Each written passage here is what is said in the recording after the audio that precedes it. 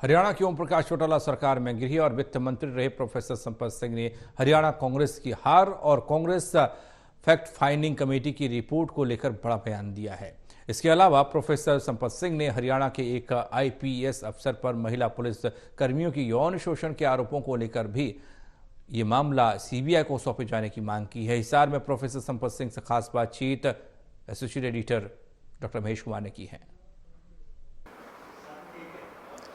हरियाणा के पूर्व गृह और वित्त मंत्री के अलावा कांग्रेस पार्टी के वरिष्ठ नेता प्रोफेसर संपत सिंह इस वक्त हमारे साथ बने हुए हैं। प्रोफेसर संपत सिंह जी, कांग्रेस पार्टी की हवा का जिक्र खूब हुआ और ये कहा जा रहा था कि अब कांग्रेस पार्टी का मुख्यमंत्री शपथ बस लेने को है, लेकिन जनता ने पूरे फैसले को पलटने का काम कर दिया। अब कांग्रेस पार्टी फैक्ट फाइंडिंग का जिक्र कर रही थी, उस फैक्ट फाइंडिंग कमेटी की रिपोर्ट भी सामने आ चुकी है, जिसमें साफ तौर से बात कह दी गई कि इस हार के लिए अगर कोई जिम्मेदार है तो भूपेंद्र सिंह हुड्डा और कुमारी शैलजा के बीच के ये मतभेद ही कांग्रेस पार्टी की बर्बादी का कारण बने हैं।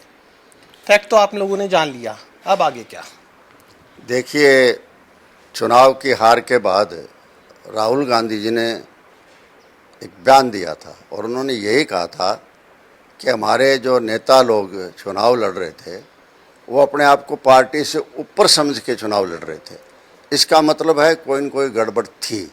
और फैक्ट फाइंडिंग क्या रिपोर्ट देती है क्या नहीं थी वो अलग बात है, लेकिन जो चुनाव लड़ा गया था ना, जिस तरह की टिकटें बांटी गई थी, उसमें हमें लगता है कि वो टिकटें अपने पार्टी की जीत को जस्टिफाई नहीं कर पा रही थी। हालांकि हवा बहुत ज़बरदस्त थी, ऐसी हवा कांग्रेस की कभी आज तक बनी नहीं है। लोक दल की तो बन गई थी, 87 के अंदर बन गई थी, लेकिन कांग्रेस की पहली हवा ऐसी बनी थी। लेकिन जब टिकटों का आवंटन हुआ और दूसरा जो बीजेपी हमारे खिलाफ जो चार्जेस लगा रही थी, उसमें जो है ना वो सफल हुए और हम असफल हो गए जवाब देने में। वैसे तो हार तो मैं ये कहता हूँ इंडिकेशन तो पार्लियामेंट चुनाव में ही आ गया था, क्योंकि 10 साल के बाद बीजेपी 5 पार्लियामेंट की सीटें जीते और 44 जगह असेंबली सेगमेंट में जीते। इसका मतलब है कि वो आपके लिए एक वार्निंग थी और उस वार्निंग को कांग्रेस पार्टी ने नोटिस में नहीं लिया। अगर उस टाइम लेते नोटिस के अंदर तो उसी टाइम तैयारी करते। तैयारी के बजाय खुशियाँ मनाने लगे, जलसे रैलियाँ होने लगी और बीजेपी पार्टी ने उसी दिन सोचना शुरू कर दिया ये 46 सीट कैसी रहेगी तुम्हारी, उसकी तरफ ध्यान दिया। हमने वो ध्यान नहीं दिया और कॉन्फिडेंस हमें हो गया और टिकटें जिस तरह से बटी है, मैं 100% उससे असंतुष्ट हूँ टिकटों के बारे में। अब किस लेवल पर हुई है किस नहीं तो वो तो पार्टी फैसला करेगी किस लेवल पर है, लेकिन लोगों को मार दिया है किस्म का। आज लोग हताश हैं। मैं आपका रिएक्शन चाहता हूँ फैक्ट फाइंडिंग कमेटी की रिपोर्ट पर। जो रिपोर्ट ये कहती है कि भूपेंद्र सिंह हुड्डा और कुमारी शैलजा की आपसी नाराजगी की वजह से ही पार्टी को हार का सामना करना पड़ा। इस मतभेद को ये इस हार की सबसे बड़ी वजह मान रहे? देखिए, ये वजह होना वजह, लेकिन वजह जो 10 साल संगठन नहीं बना, सबसे बड़ी वजह वो है। इसका मतलब ये है कि नेताओं के अंदर गुटबाजी थी और गुटबाजी न होने की गुटबाजी होने की वजह से ना तो शैलजा जी के टाइम कोई संगठन बना, ना तंवर के टाइम बना और ना ही जो है ना अब जो है हमारे उदयभान जी हैं उनके टाइम कोई संगठन बना। तो इसलिए संगठन नाम की तो कोई चीज़ रह नहीं रही। इसके पीछे कारण क्या था? गुटबाजी। और यही गुटबाजी टिकटों के अंदर रही और टिकटों के अंदर रहने से क्या होगा कि इसका आदमी काट दे, उसका आदमी काट दे, काटते काटते खुद कट गए। ये कहा जा रहा है कि दिवाली के बाद कुछ बड़े फैसले कांग्रेस पार्टी ले सकती है। अब अगर हार के लिए शैलजा जिम्मेदार है, हार के लिए अगर भूपेंद्र सिंह हुड्डा जिम्मेदार हैं, तो फिर क्या कांग्रेस पार्टी के पास कोई तीसरा विकल्प भी है? देखिए, कांग्रेस पार्टी के पास विकल्प की कमी नहीं होती, किसी भी पार्टी के पास विकल्प की कमी नहीं होती।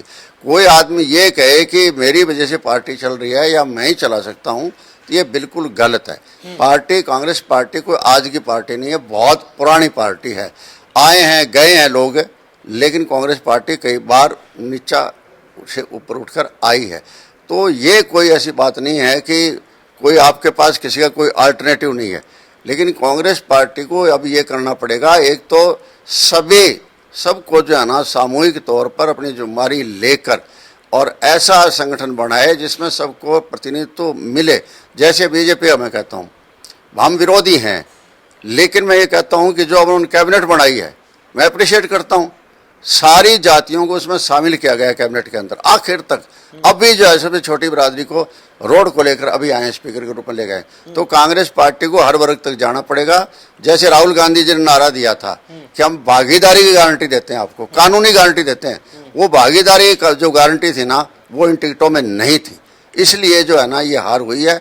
बाकी कांग्रेस पार्टी की फैक्ट फाइंडिंग कमेटी है, जो फैसला करेगी। नेता लोग क्या फैसला करेंगे, मुझे लगता है कोई इनको फैसला करना पड़ेगा अगर कांग्रेस पार्टी को रिवाइव करना है तो। अब तक आज हार की भी जिम्मेदारी किसी ने नहीं ली है, किसी नेता ने ये नहीं कहा कि मेरी वजह से पार्टी हार गई। जिम्मेदारी अब तक किसी ने नहीं ली, इसमें कोई दो राय नहीं है। और पार्टी हारी नेताओं की वजह से है।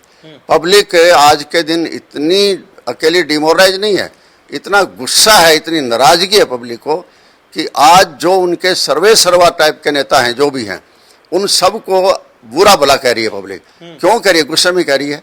गुस्सा उनका है, जायज है कि 10 साल से हम बीजेपी पिसते रहे, किसान पिसता रहा, युवा पिसता रहा, महिलाएं पिसती रही, अति पिछड़ा रहा, कर्मचारी पिछड़ते रहे, सरपंचों तक को अंदर कर दिया था, छोटे छोटे कर्मचारियों को लाठियां प्रचार की गई थी। तो इस तरह से पिसते गए थे और ये मुद्दे थे। आज वो मुद्दे यूं यूं खड़े हैं, लेकिन कोई हल नहीं है, क्योंकि बीजेपी पार्टी फिर सरकार आ गई। मैं तो ये कहता हूं कि इन्होंने जो समझदारी दिखाई है, हमें भी कुछ सोचना चाहिए। इन लोगों ने जिस तरह भागीदारी की है, जिस तरह से कहीं कोर कमेटी, कहीं कुछ कमेटी, जैसे हम लोक दल में थे तब भी जो है पॉलिटिकल एडवाइजरी कमेटी होती थी 7-8 आदमियों की, और बैठ के फैसले करते थे। चाहे वो मुख्य अपने रूप में फैसला कर दिया करता, लेकिन सबको कन्विंस करवा क्या करता था। मैंने कांग्रेस पार्टी में आए हुए काफ़ी साल हो गए, 15 साल हो गए, मैंने इस तरह की मीटिंग कोई नहीं देखी। हाँ, 30-40-50 की देख ली। 30-40-50 में कोई मंथन नहीं होता, कोई आपको सोच नहीं सकते। और वहाँ क्या होते हैं, बाकी लोग जाते हैं ना, जिसके बनाए होते हैं उसको राजी करते रहते हैं। इससे फालतू मीटिंग में बात नहीं होती। चलिए, एक और महत्वपूर्ण विषय पर मैं आपका जो रिएक्शन है वो लेना चाहूंगा। आप ओम प्रकाश चौटाला जी की सरकार में गृह मंत्री की जिम्मेदारी संभाले रहे। एक बेहद संजीदा विषय इस वक्त हरियाणा प्रदेश के सामने है, जब जिले के एक पुलिस कप्तान पर महिला पुलिसकर्मियों की तरफ से यौन शोषण के बेहद संगीन आरोप लगाए हैं। और ये संगीन आरोप ना सिर्फ जिले के पुलिस कप्तान पर है, बल्कि महिला डीएसपी पर भी है। इसके अलावा एसएचओ महिला थाना की, वो भी पुलिसकर्मियों को परोसने के लिए जिम्मेदार मानी जा रही हैं। इतना बड़ा सनसनीखेज ये पूरा मामला, कह सकते हैं कि अगर महिलाओं की सुरक्षा पुलिस को करनी है, पुलिस की जो महिला पुलिसकर्मी अपनी सुरक्षा नहीं कर पा रही हैं, तो ये यौन शोषण के ऐसे मामले अगर हरियाणा प्रदेश में सामने आएंगे तो महिलाओं की सुरक्षा का जिक्र कैसे होगा। मुझे ये इस बात पर आपका रिएक्शन चाहिए कि गृह मंत्री की जिम्मेदारी आप संभाल चुके हैं, अब सरकार को, नायब सरकार को इस पूरे मामले में क्या करना चाहिए? देखिए, एक चार्ज लगाया गया है और आईपीएस के खिलाफ लगाया गया और उसके जो उसके अधीनस्थ अधिकारी सीनियर, उनके खिलाफ चार्ज लगाया गया। ये बहुत बड़ा मामला है और हमारा बहुत बड़ा दुर्भाग्य है कि इस टाइम समाज इन चीज़ों को बिल्कुल बर्दाश्त नहीं कर सकता। इसलिए मैं तो यही करना चाहता हूँ कि मुख्यमंत्री को चाहिए ये इंक्वायरी सीबीआई को दे दे और सिटिंग हाई कोर्ट के जज के निगरानी में ये इंक्वायरी की जाए, ताकि दूध का दूध पानी का पानी आ जाए।